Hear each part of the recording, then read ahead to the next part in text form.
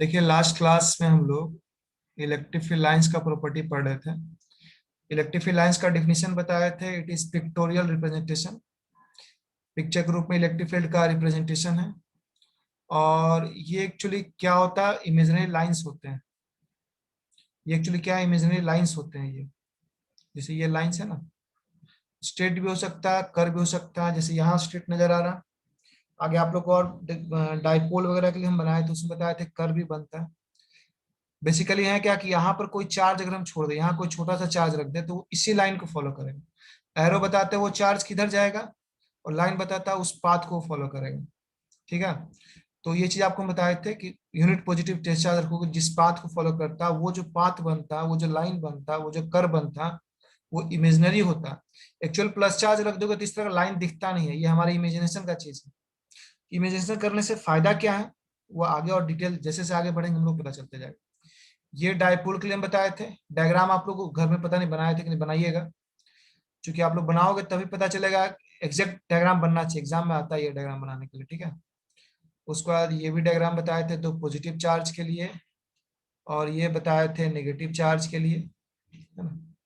आप यहाँ पर कोई भी टेस्ट चार्ज छोड़िएगा तो आके इधर ऐसे चिपकेगा, इस पाथ को फॉलो करेगा, है ना। अगर यहाँ कोई प्लस चार्ज नेगेटिव छोटा टेस्ट चार्ज पॉजिटिव छोड़िएगा तो इस पाथ को फॉलो करेगा। तो वही इलेक्ट्रिक फील्ड लाइंस है। ठीक है। तो इलेक्ट्रिक फील्ड लाइंस का एक प्रॉपर्टी हम लोग पढ़े थे। अब हम चलते हैं इसके सेकंड प्रॉपर्टी पर। अब इलेक्ट्रिक फील्ड लाइंस का हम लोग सेकंड प्रॉपर्टी पढ़ते हैं। Property number 2। प्रॉपर्टी नंबर 2 बहुत ही सिंपल है। ये कहता है कि number of electric field lines जो होता है, ठीक है, प्रॉपर्टी नंबर 2 है the number of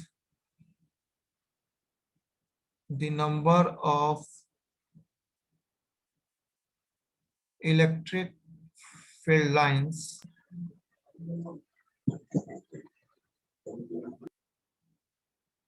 represent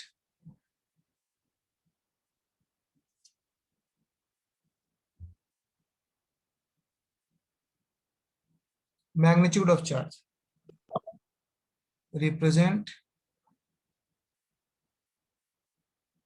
magnitude of a charge या of charge, magnitude of electric charge। Exam ये प्रॉपर्टी लिखोगे और इसका थोड़ा सा एक्सप्लेनेशन आप दे दोगे। किसी प्रॉपर्टी का थोड़ा थोड़ा एक्सप्लेनेशन आएगा। जैसे पिछला प्रॉपर्टी का एक्सप्लेनेशन के लिए 2 डायग्राम 3 डायग्राम बनाए थे, वो बनाना पड़ेगा। एक्सप्लेनेशन करने का मतलब क्या है, जैसे मान लो हमारे पास एक प्लस क्यू चार्ज है, ठीक है। इसके लिए इलेक्ट्रिक फील्ड लाइंस हम बना रहे हैं। चलो हम क्या क्या इलेक्ट्रिक फील्ड लाइंस इसका बना रहे हैं। ये एक बनाए, ये 2 बनाए, जितना बना दो, मान लो 3 बना दी। 3 बना के हम छोड़ दें। लाइंस हम कितना भी बना सकते हैं, वो हम पर डिपेंड करता है। लाइंस का कोई मतलब नहीं, लेकिन हाँ, अगर इसी के कॉरेस्पॉन्डिंग एक और चार्ज हो, मान लो, हाँ मान लो इसी के बगल में एक और चार्ज रखा हुआ है जो 2Q है, जो 2Q है। 2Q है मान लो। अब इसके इलेक्ट्रिक फील्ड लाइंस बनाना है। 2Q चार्ज है, ये Q था, ये प्लस Q था, ये +2Q। तो चूंकि Q के लिए आपने 3 लाइन बनाया, तो निश्चित रूप से इसके लिए आपको 6 लाइन बनाना पड़ेगा। क्यों? क्योंकि number of electric field lines represent करता है मैग्नीट्यूड ऑफ चार्ज। ठीक है। रिप्रेजेंट करता है मैग्नीट्यूड ऑफ चार्ज, है ना। रिप्रेजेंट करता है मैग्नीट्यूड ऑफ चार्ज कितना हो सकता है। इसलिए आपको इसके लिए जब लाइंस बनाइएगा तो आपको क्या करना होगा, इसके लिए 4 लाइन बनाना पड़ेगा। 6 लाइन, चूंकि 1 2 3 4 5 6, ठीक है। इस तरह से 6 लाइन बनाना पड़ेगा। कोई भी 6 लाइन आप दिखा सकते हैं। तो कहने का मतलब हो गया कि जब भी आप किसी चार्ज के लिए इलेक्ट्रिक फील्ड लाइंस बनाते हैं, तो number of electric field lines जो होता है वो रिप्रेजेंट करता है मैग्नीट्यूड ऑफ द चार्ज। ठीक है, ये हो गया। इस पर देखो एक क्वेश्चन भी आया था आप लोग का। इस पर क्वेश्चन भी बहुत सारा आता है, जैसे एग्जाम्पल के तौर पर मान लो एक क्वेश्चन दे रहे हैं इस तरह का, एक एग्जाम्पल के तौर पर क्वेश्चन दे रहे हैं। मान लो मेरे पास एक चार्ज है यहाँ पर एक क्यू चार्ज है, Q1 चार्ज है। रुको, मान लो मेरे पास यहाँ पर Q1 चार्ज है और यहाँ पर Q2 चार्ज है। ये Q1 चार्ज है और Q2 चार्ज है। वो क्या रहा कि इससे कुछ इलेक्ट्रिक फील्ड लाइंस निकल रहा है। ये आपका क्वेश्चन आया हुआ था, आईटीज वगैरह में आया हुआ है ना। यहाँ से कुछ लाइंस निकल के ऐसे आ रहा था इस पर, कुछ लाइंस निकल के ऐसे आ रहा था इस पर। एक आध और लाइंस बना दो, एक नीचे से भी एक लाइन बना दो, एरो दे दो। Q1 चार्ज से निकल Q2, उसके अलावा यहाँ से देखो और भी लाइंस दिखाया हुआ है।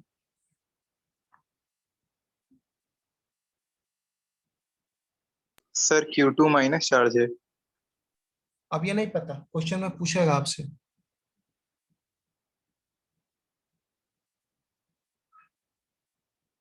ये डायग्राम दिया हुआ, ठीक है। यहाँ पर दो चार्ज हैं, एक आपका ये Q1 चार्ज है और एक Q2 चार्ज है। तो आपसे क्वेश्चन है, find nature of charges, nature of charges and also the ratio mod of Q1 by mod of Q2। आपको दो चीज निकालना है, आपको सर निकाल। हाँ बोलिए। सर शायद मोड ऑफ Q1 और बाई Q2 का रेशियो 2 आएगा ना। हाँ ये 2 आएगा, सही बात है, 2 आएगा। देखो पहले नेचर ऑफ चार्ज की हम बात करते हैं। नेचर ऑफ चार्ज क्या होगा, Q1 क्या होगा। अभी पीछे हम लोग देखे थे कि Q1 क्या होता है। Q1 से चार्ज इलेक्ट्रिक फील्ड लाइंस निकलता है और किसमें जाता है, Q2 में जाता है। ये नहीं पढ़े थे हम लोग। तो निश्चित रूप से Q1 क्या होगा, Q1 यहाँ पर नेगेटिव पॉजिटिव होगा और Q2 क्या होगा, नेगेटिव हो गया। अब रेशियो का, जैसा कि यहाँ पर बताया कि इलेक्ट्रिक फील्ड लाइंस क्या रिप्रेजेंट करता है, मैग्नीट्यूड ऑफ चार्ज, है ना। तो अगर यहाँ पर आपसे पूछा जाए कि Q1 बाई Q2, कितना लाइंस निकल रहा है Q1 से कितना लाइन निकल रहा है, देखो 1 2 3 4 5 6 7 8 है। और Q2 पर कितना लाइन आ रहा चाहे निकल रहा, 1 2 3 4 ही लाइन आ रहा। तो रेशियो कितना हो जाएगा, 2। इस तरह क्वेश्चन भी आ सकता है। तो ये देखो, ये इसी पॉइंट पर बेस्ड है कि electric number of electric field lines represent magnitude of electric charge. ठीक है, ये हो गया आपका सेकंड प्रॉपर्टी। हम लोग चलते हैं अब थर्ड प्रॉपर्टी में। सर हाँ बोलिए। सर Q1 बाई Q2 में अगर रेशियो नहीं लगाए तो भी आंसर 2 ही होगा। मतलब मॉड नहीं लगाए तो, यस सर, मोड नहीं लगाए तो नहीं मॉड आंसर नहीं क्या लगाइएगा होगा। तब यहाँ पर साइन भी, साइन का वैल्यू आ जाएगा ना, तब माइनस साइन आ जाएगा। माइनस साइन इसलिए आएगा ताकि रिप्रेजेंट करे कि Q2 नेगेटिव है। यस तो सर। क्योंकि मॉड पूछा है इसलिए माइनस साइन प्लस के झंझट से हम लोग बच जाएंगे। चलिए नेक्स्ट क्वेश्चन में आते हैं। नेक्स्ट है आपका property number third. Property number third कहता है कि density of electric field lines, है ना, या number of lines per unit volume भी, एरिया भी कह सकते हैं। ऐसे कर सकते हैं, the number of electric field lines, electric field lines, पीछे भी number of electric field lines था, लेकिन यहाँ पर एक वर्ड जोड़े, per unit area, per unit area, या इसको बोलते हैं डेंसिटी ऑफ फील्ड लाइंस, पूरे को बोलते हैं density of field lines gives magnitude of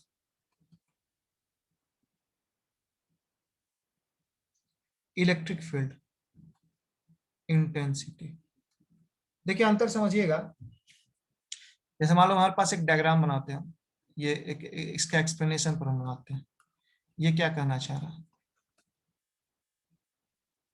इसका मतलब क्या है, इसका डायग्राम छोड़ो, इसका मतलब क्या, बेसिकली इस बात को लिखते हैं हम लोग। इसका मतलब है कि इफ, यहां से लिख रहे हैं, इसको 3 पॉइंट में एक्सप्लेन करेंगे। इफ लाइंस आर डेंस, ये इंप्लाइज कर रहा है कि ई क्या होगा, स्ट्रॉन्ग होगा। Second, if lines are rarer, और तो यहाँ डेंसर कर लो ताकि लैंग्वेज बराबर करे, तो इंप्लाइज दैट ई क्या होगा, वीक होगा। और इफ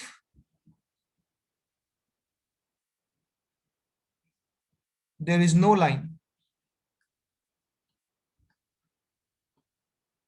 अगर लाइंस है ही नहीं, अच्छा छोड़ो, इस लाइन को देने की जरूरत ही नहीं। सिंपल सी बात है कि लाइन जहां रहेगा नजदीक, डेंसर मतलब लाइन जहां नजदीक नजदीक रहेगा। जैसे एक डायग्राम बनाते हैं, डेफिनेशन, हम एक सिंपल सा एक डायग्राम बना रहे हैं इस तरह का, इस तरह से इलेक्ट्रिक फील्ड लाइंस मान लो बना हुआ है।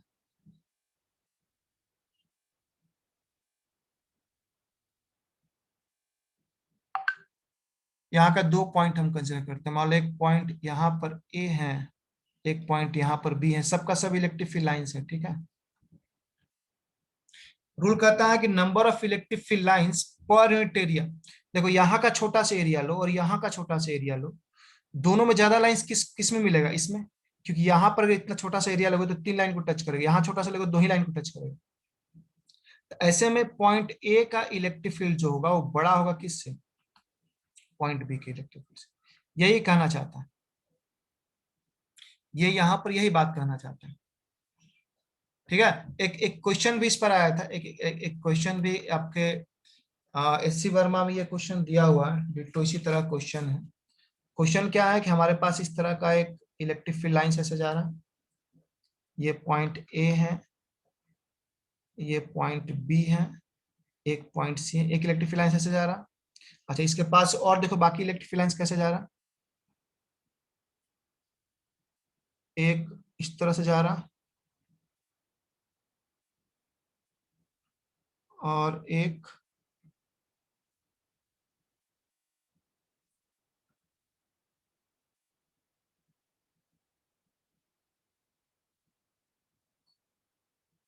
इस तरह से जा रहा।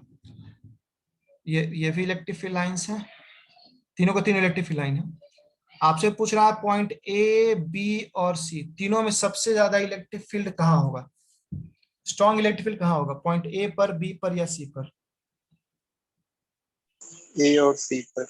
हाँ, ए पर ज्यादा होगा, ए और सी तो लगभग, चूंकि ए और सी का डेंसिटी सेम है, देखिए जितना दूर में ये उतना ही दूर में ये है, तो यहाँ पर इलेक्ट्रिक फील्ड ए का और सी का क्या होगा, बराबर होगा, ठीक है। लेकिन बी का क्या होगा, कमजोर होगा। तो इलेक्ट्रिक फील्ड ए और सी बराबर होगा, लेकिन ये क्या होगा, ये क्या होगा, ये ग्रेटर देन होगा किससे, ईबी से। ईबी का इलेक्ट्रिक फील्ड इन दोनों से कम होगा, क्योंकि यहाँ पर देखो डेंसिटी कम है। यहाँ पर अगर छोटा सा एरिया ले लो, इतना बड़ा एरिया यहाँ भी लो, इतना बड़ा यहाँ भी लो, इतना ही बड़ा एरिया यहाँ भी लो, क्या बोलता है इलेक्ट्रिक फील्ड लाइंस कितना है, number of electric field lines कितना पर यूनिट एरिया। तो इस छोटे से एरिया में 3 इलेक्ट्रिक फील्ड लाइंस है, यहाँ पर एक है, यहाँ पर 3, इसलिए यहाँ से सिंपली पता चल रहा है कि किस तरह से इलेक्ट्रिक फील्ड लाइंस का डेंसिटी, यहाँ पर देखो डेंसिटी ज्यादा था, यहाँ कम था, ठीक है। ये हो गया थर्ड प्रॉपर्टी, बहुत सिंपल सिंपल प्रॉपर्टी है। अब आते हैं फोर्थ प्रॉपर्टी। फोर्थ प्रॉपर्टी कई बार एग्जाम में आपसे पूछा भी, ठीक है। फोर्थ प्रॉपर्टी, पहले इसको लिख लो। फोर्थ प्रॉपर्टी कहता है कि electric field lines do not form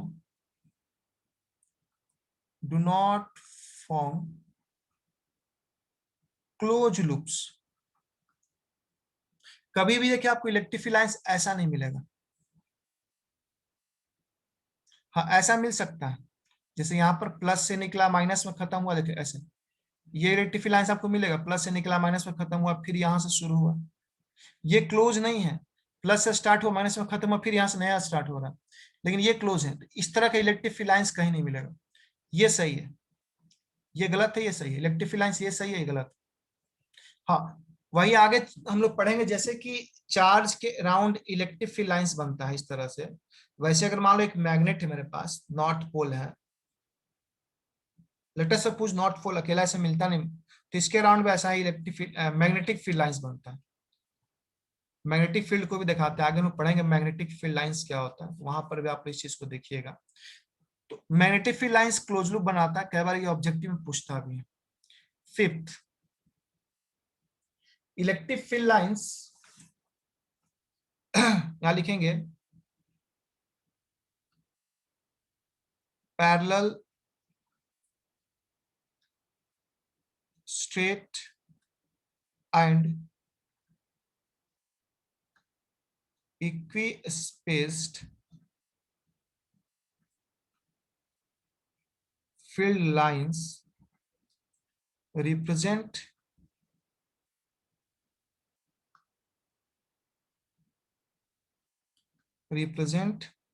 uniform electric field. देखो दो तरह का इलेक्ट्रिक फील्ड होता है, यूनिफॉर्म इलेक्ट्रिक फील्ड और नॉन यूनिफॉर्म इलेक्ट्रिक फील्ड। तो यूनिफॉर्म इलेक्ट्रिक फील्ड के लिए जो इलेक्ट्रिक फील्ड लाइंस होता है वो बराबर दूरी बनता है। जैसे ये देखो, अगर इस तरह का इलेक्ट्रिक फील्ड लाइंस कहीं आपको मिल रहा है बराबर दूरी पर बना हुआ, पैरेलल, स्ट्रेट, है ना, तो ये रिप्रेजेंट करता है यूनिफॉर्म, ये रिप्रेजेंट करता है यूनिफॉर्म इलेक्ट्रिक फील्ड, ये रिप्रेजेंट कर रहा है यूनिफॉर्म। यूनिफॉर्म मतलब इसका हर एक पॉइंट पे इलेक्ट्रिक फील्ड बराबर होगा, यूनिफॉर्म इलेक्ट्रिक फील्ड। जो रूल्स पहले पढ़े अगर लगाएंगे, मान लो इस पॉइंट और इस पॉइंट पूछा जाएगा, तो डेंसिटी सेम है, इस इलेक्ट्रिक फील्ड बराबर होगा। अच्छा, यदि इसी का उल्टा हो जाए, सपोज को हम जो लाइन बना रहे टेढ़ा मेढ़ा हो जाए, मान लो ऐसा है, ऐसा है, ऐसा है, तो ये क्या रिप्रेजेंट कर रहा, ये रिप्रेजेंट कर रहा नॉन यूनिफॉर्म। नॉन यूनिफॉर्म का मतलब सब जगह बराबर नहीं है, नॉन यूनिफॉर्म इलेक्ट्रिक फील्ड। ठीक है, देखो हम इलेक्ट्रिक फील्ड इंटेंसिटी लिखे या इलेक्ट्रिक फील्ड अंडरस्टूड होना चाहिए कि इलेक्ट्रिक फील्ड इंटेंसिटी की ही बात होगी। ठीक है, फिफ्थ के बाद हम आते हैं सिक्स्थ प्रॉपर्टी। बहुत सिंपल सिंपल प्रॉपर्टी से ज्यादा समय देने की जरूरत नहीं है। Sixth property, the tangent, sixth property ये इंपॉर्टेंट है, ये आपके एग्जामिनेशन पॉइंट से इंपॉर्टेंट है ना, इसलिए हम इसको वीवीआई कर दे रहे हैं।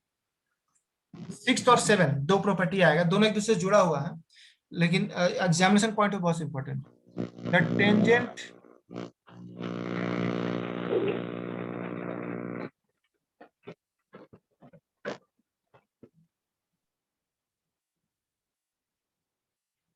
the tangent to electric field lines, line लिखो, lines not the line लिखो, electric field line at any point gives the direction of electric field at that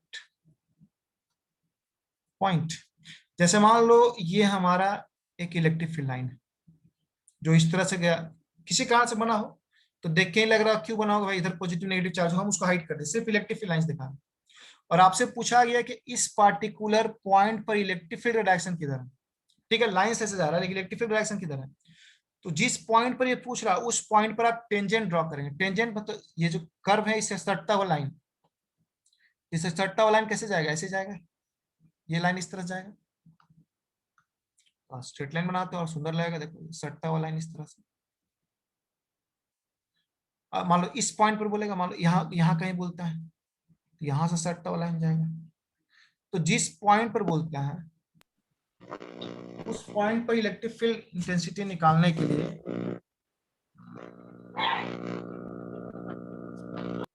हम लोग क्या करते हैं, एक टेंजेंट ड्रॉ करते हैं, देखो टेंजेंट, तो टेंजेंट में फिर एरो पुट करेंगे, तो ये एरो जो है टेंजेंट ड्रॉ करके जब एरो पुट करिएगा तो वो इस पार्टिकुलर पॉइंट पर इलेक्ट्रिक फील्ड का डायरेक्शन देगा। सवाल बी पॉइंट पर टेंजेंट खींच के एक एरो दे दो, तो इस पॉइंट पर इलेक्ट्रिक फील्ड का डायरेक्शन देगा। वही लिखा है tangent to the electric field line, electric field line पर जब टेंजेंट ड्रॉ करते हैं एट एनी पॉइंट, किसी पॉइंट पर, give the direction of electric field at that point, इस पॉइंट पर इलेक्ट्रिक फील्ड डायरेक्शन देता है। ठीक है, अब जो 7 है ये अक्सर एग्जाम में पूछता है, इसको एमबीआई कर, एमबीआई है ना, मोस्ट वेरी इंपॉर्टेंट क्वेश्चन समझ लो। ये क्या कहता है, ये डायग्राम आप लोग बनाइए एग्जाम में जरूर, ठीक है, ये डायग्राम बना के दोनों दीजिएगा। ये कहता है कि टू फील्ड लाइंस, ये अक्सर पूछता है, two field lines can never intersect each other, दो फील्ड लाइंस आपस में कभी एक दूसरे को इंटरसेक्ट नहीं करेगा। कहने का मतलब है कि अगर एक लाइन मान लो ये है, एक इलेक्ट्रिक फील्ड लाइन है, और मान लो एक दूसरे कलर का इलेक्ट्रिक फील्ड लाइंस बनाते हैं, दोनों को दोनों इलेक्ट्रिक फील्ड लाइंस, मान लो ये एल है ये एम है, लाइन का नाम है, इसका नाम एल है इसका नाम एम है, ये किसी चार्ज के चलते बना, ये भी किसी चार्ज के सिस्टम के चलते बना, तो दोनों इंटरसेक्ट नहीं करेगा। ठीक है, कारण क्या होता है कि जिस पॉइंट पे ये इंटरसेक्ट करेगा, अगर पुराना इस रूल को लगाएं तो क्या होगा, इस पॉइंट पर दो इलेक्ट्रिक फील्ड बनेगा, एक इसके चलते जिसका डायरेक्शन इधर की ओर जाएगा, और एक इस लाइन के चलते जिसका के डायरेक्शन इधर की ओर जाएगा, तो दो इलेक्ट्रिक फील्ड बना। ये भी अब एक ही पॉइंट पर इलेक्ट्रिक फील्ड का वैल्यू भी सेम होगा। अब बताओ एक पार्टिकुलर पॉइंट को मान लो हम सी मान लेते हैं, इस पार्टिकुलर सी पॉइंट पर एक ही इलेक्ट्रिक फील्ड का दो डायरेक्शन आ रहा है, जो कि पॉसिबल नहीं है। आपको एग्जाम में यही डायग्राम बनाना है और दिखाना है कि इसको हम लिख देंगे आगे, सारा इस चीज को लिखेंगे कि दो इलेक्ट्रिक फील्ड लाइन जहां टकराता है उस पार्टिकुलर पॉइंट पर एक ही इलेक्ट्रिक फील्ड का दो डायरेक्शन आता है, जो कि प्रैक्टिकली पॉसिबल नहीं। ठीक है, तो इसी इसी बात को हम यहाँ लिख देते हैं, इसी में लिखते हैं, थोड़ा सा स्पेस बना के यही लिख देते हैं ताकि नया पेज का झंझट ना रहे, हम लोग पास सफिशिएंट स्पेस है लिखने के लिए। ठीक है, तो यहाँ पे इस बात को लिखते हैं कि व्हेन, ये एक्सप्लेनेशन में आ रहा है, ठीक है, एक्सप्लेनेशन में आप डायग्राम जरूर बनाएंगे और तभी एक्सप्लेनेशन लिखेंगे। एक्सप्लेनेशन क्या है, when two field line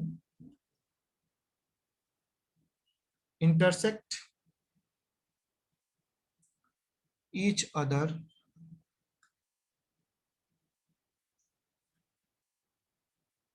there will be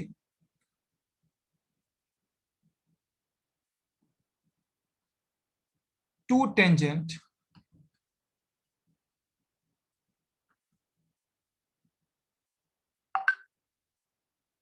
at the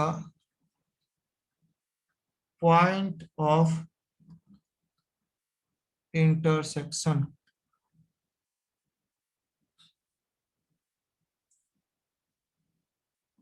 है ना। देयर, इसको थोड़ा सा चेंज करते, काम करते, देयर, थोड़ा सा लैंग्वेज चेंज कर देते हैं, देयर, ऐसा लिखते हैं, थोड़ा सा लैंग्वेज चेंज कर देते हैं। When two field lines intersect each other, we can draw, we can draw two tangent at the point of intersection, दो टेंजेंट ड्रॉ कर सकते हैं पॉइंट ऑफ इंटरसेक्शन। ठीक है, so there will be two directions of electric field intensity at a single point which is not possible, जो कि possible नहीं है. So two field lines can never intersect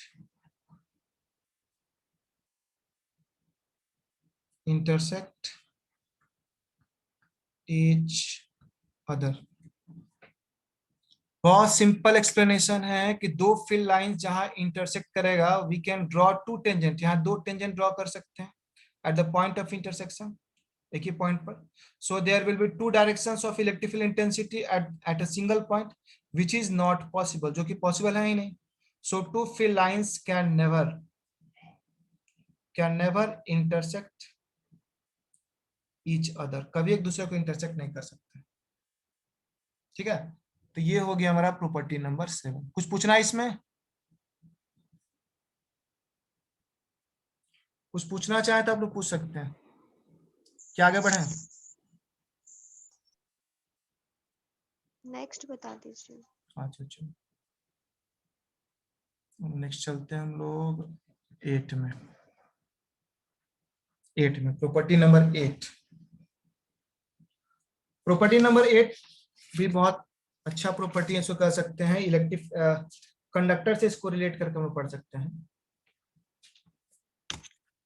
electric field lines do not pass through conductor. ये है कि electric field lines do not pass through conductor. एक point. और दूसरा पॉइंट क्या है? Electric field lines are always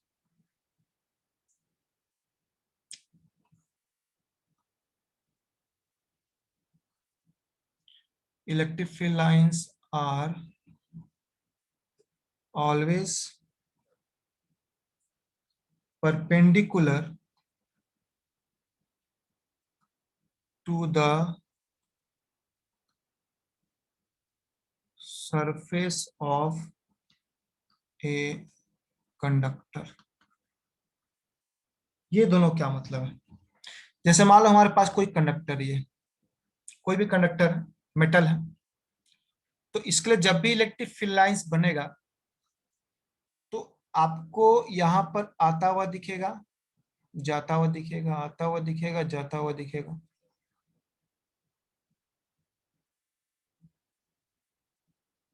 और सबसे बड़ा चीज कि 90 डिग्री आएगा और 90 डिग्री पर जाएगा. ये 90 डिग्री पर आता हुआ दिखेगा और 90 डिग्री पर जाता हुआ दिखेगा, लेकिन इसको क्रॉस नहीं करता है. इलेक्ट्रिक फील्ड लाइंस क्रॉस नहीं करता. कारण ये होता है कि इलेक्ट्रिक फील्ड हमेशा जीरो होता है किसी कंडक्टर के अंदर, है ना. हमेशा नहीं, कुछ इलेक्ट्रोस्टैटिक कंडीशन में जीरो होता है, लेकिन अक्सर जीरो होता है जब तक कि इसको इलेक्ट्रिक जब तक इसको पोटेंशियल नहीं देते तब तक ये जीरो रहता है अंदर में. इसलिए इलेक्ट्रिक फील्ड लाइन से हम लोग ड्रॉ नहीं करते हैं. ठीक है. जैसे इस पर क्वेश्चन भी आया हुआ था. ठीक है, क्वेश्चन था इस तरह का, ये आपका कॉम्पिटिटिव एग्जाम्स वगैरह में आया है कि आपके पास which of electric field lines